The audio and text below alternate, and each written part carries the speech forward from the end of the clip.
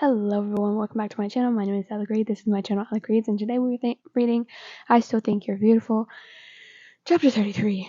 Oh, I gotta stop doing that in one breath. Anyway, like, subscribe, or comment down below, whether it's just saying hello or whether it's leaving recommendations. Anyway, let's jump right into the video. Chapter 33. Harry. It hurt so much. It felt as though my soul was being ripped from my chest, like I'd been crucioed multiple times, the spell directed at my heart. I had to do it. I'd done my research. The only way out of an arranged marriage is if both families agreeing, or being sent to Azkaban, or breaking a wizard's law. This way he could move on with his life. Greengrass would never back down, but fuck, it hurt. I struggled to lift myself up from the floor, at the bottom of the astronomy tower steps, my unstable legs carrying me to the 8th year dormitories. I wiped the tears from my face. I took a deep breath and said the password. It now being a pretty ironic password, as to have love. The portrait swung open, muttering something about the music being too loud.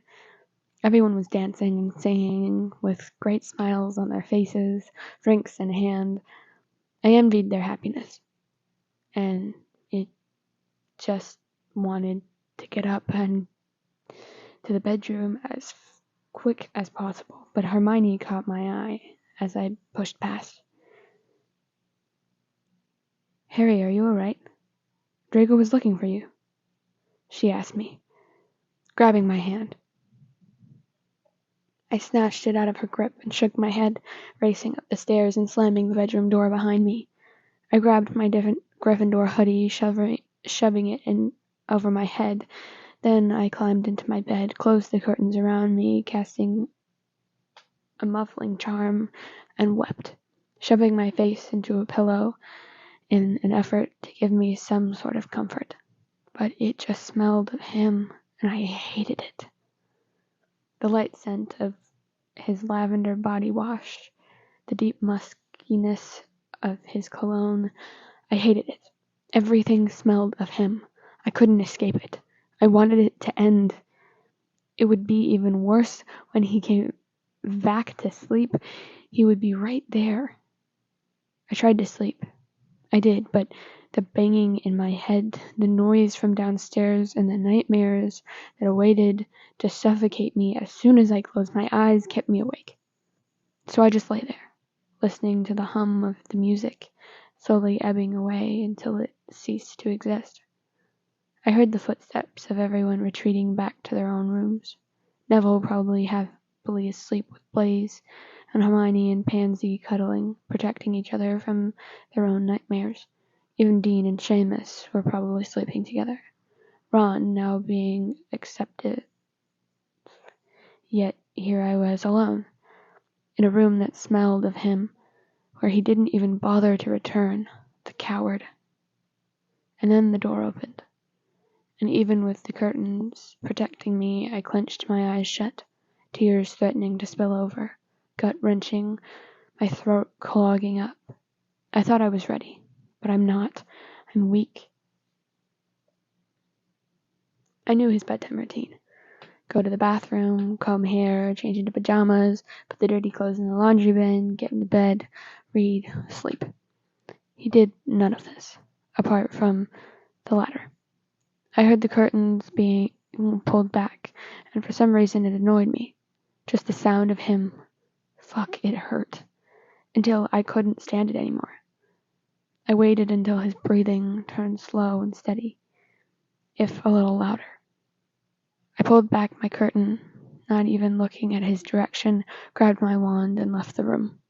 I crept down to the common room, breathing in mouthfuls of Malfoy-free air. The common room looked empty as I sat on the sofa, lighting the fire with my wand, letting the flames warm me, shoving my hands into the pockets of my hoodie. My fingers brushed across a piece of paper and the soft fabric of my invisibility cloak. I pulled out the paper. I didn't need to open it. I knew what it had said. I knew what was drawn on it on the other side. I crumpled his drawing in my hand. It was so funny to think of how something so beautiful could be destroyed in a matter of seconds. My eyes flickered to the fire. My hand, threatening, held the ball near the flames until my hand dropped. I couldn't do it. I couldn't burn it. Burn us. That's when the tears fell again, and I slid from the sofa onto the floor. I felt a hand on my back as I flinched and looked up. Hermione's soft brown eyes stared down at me with worry. Behind her stood Ron, the same worried look on his face.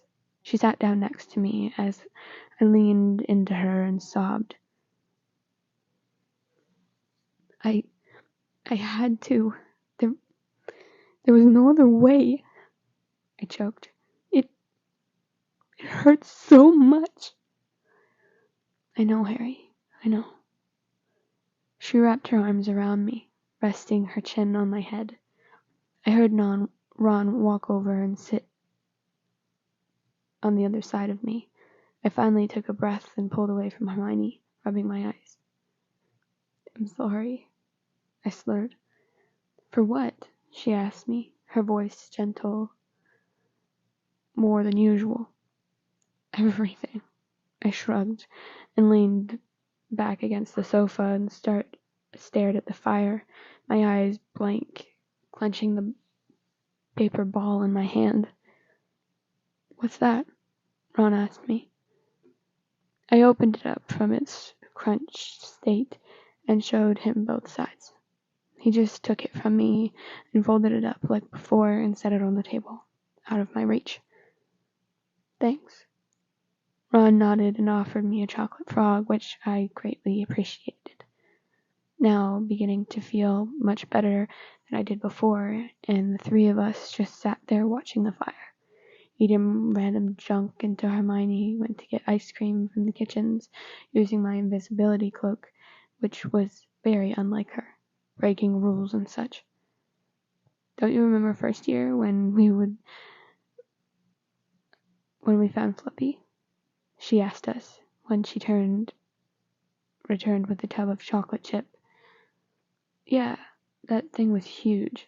I smiled at this slightly terrifying memory. What I want to know is why Hagrid named it Fluffy, and yet he was a normal, friendly dog named Fang, Ron joked. Well, you know, Hagrid has always been a bit eccentric, Hermione replied. We only nodded in response. I still have nightmares, she sighed. From the war, from Bellatrix. Her hand brushed her arm. I pulled my hand in hers, locking our fingers together. She gave me a frail smile. So do I, of Fred and you guys, and seeing you, Harry, in Hagrid's arms. Sometimes I can't sleep. Ron muttered next to me. I handed him another chocolate frog with a grin, which he accepted. Sometimes I think he's back. All the dreams I had before make my head sting, and I think it's him. And he's alive, and he's going to hurt you guys, and I feel like it would be my fault, because I didn't die in the forest. I looked down at the ice cream tub and carried on eating. It would never be your fault, mate, Ron reassured me. It was always Voldemort. I smiled then, genuinely smiled. Thank you, both of you. What are friends for? Hermione replied, resting her hand on my shoulder and scraping the last of the ice cream from the tub, closing her eyes. I did the same. Not so worried about what tomorrow would bring. Chapter 34. Draco. The next few days were awkward and probably the worst days of my life. Every morning I'd either wake up to an empty room or Harry emerging from the bathroom looking as beautiful as always, but completely ignoring me apart from the odd glare.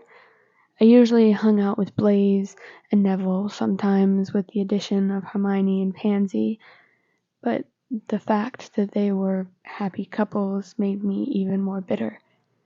I was fine by myself, but that's the problem. When I was by myself, all I thought of was Harry.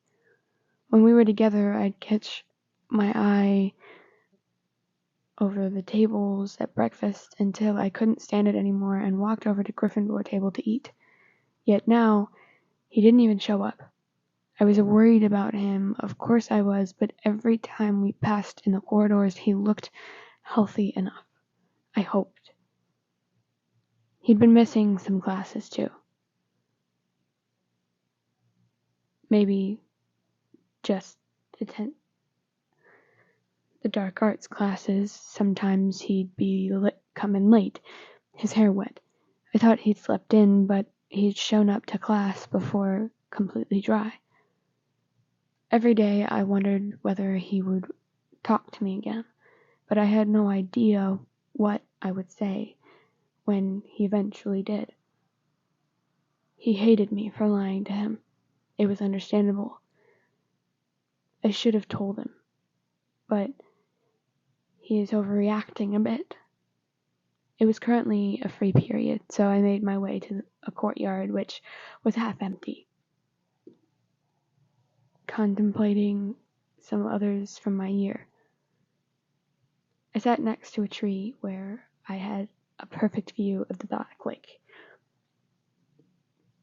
Burrowing into my bag, I brought out a book, but couldn't concentrate properly and found myself glancing towards the water. There was someone in the lake. I shook my head. It was probably just the squid. But as I dropped my book and looked closer, I saw someone was swimming. They were quite fast, their bodies stretching and leaning with each stroke. I stood up and walked closer to get a better view of the swimmer, blocking the sun out of my eyes with my hand. The swimmer was male and had distinct scars on his back. His messy black hair stuck to his head. I sucked in a breath. It was Harry. So this is where he went when he skipped classes. I was so lost in thought that I hadn't realized that he'd now emerged from the waters wearing nothing but his not-so-baggy swim trunks. My breath hitched. I knew I should look away, but I couldn't. He grabbed a towel from the bank of the lake. He wasn't even shivering. He seemed robotic, unaware. He messily dried his toned body, rubbing the towel down his strong legs. Without meaning to, I blushed a bit and bit the inside of my lip. Just walk away. I carried on looking. I noticed his arm was no longer bandaged. It was a compilation of pale with scars compared to his heavily tanned skin. All of a sudden he looked up and I froze. I couldn't exactly hide, my blonde hair stuck out like a sore thumb, and even I knew that. So I stood my ground, silently praying, watching him as he watched me, his face emotionless. He was the first to look away, pulling on a Gryffindor red shirt and his black jeans. He picked up his bag, towel, and sneakers before disappearing into the castle. Only then did I let out a breath that I was holding. I missed him so much. I sighed, picking up my own bag and books that had slid out of it, and walked back into the castle myself, deciding to get some food and try to ease the aching hole in my chest. But as luck would have it, I walked right into someone. "Oh, Draco, hi, I've been looking for you. You know, we really should discuss our arrangement," Greengrass squealed, her voice disgustingly high. "Not now, Oh, look, it's the Death Eater couple on the little date, are we? Smith interrupted me, his hair bouncing annoyingly, fingers spinning his wand, a sly grin on his face. If he wasn't so much of a dick, I might have had a thing for him, but he had nothing on Harry. My instinct, I pushed Greengrass behind me, though I really didn't care less what Smith would do to her. Usually I just care about saving my own skin. Well, people change, I guess. What do you want, Smith? I snarled, my voice with contempt. I really wasn't in the mood, but when am I ever? Oh, you know, teach you a lesson, which should have been done, but Potter always gets in the way. He's your little boyfriend now, isn't he? Or did he come to his senses and leave your faggot ass? I tried not to flinch.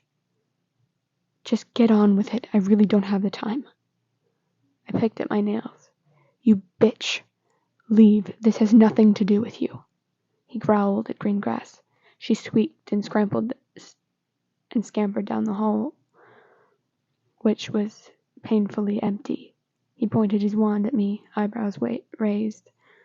I braced myself as his stinging jinx hit my shoulder.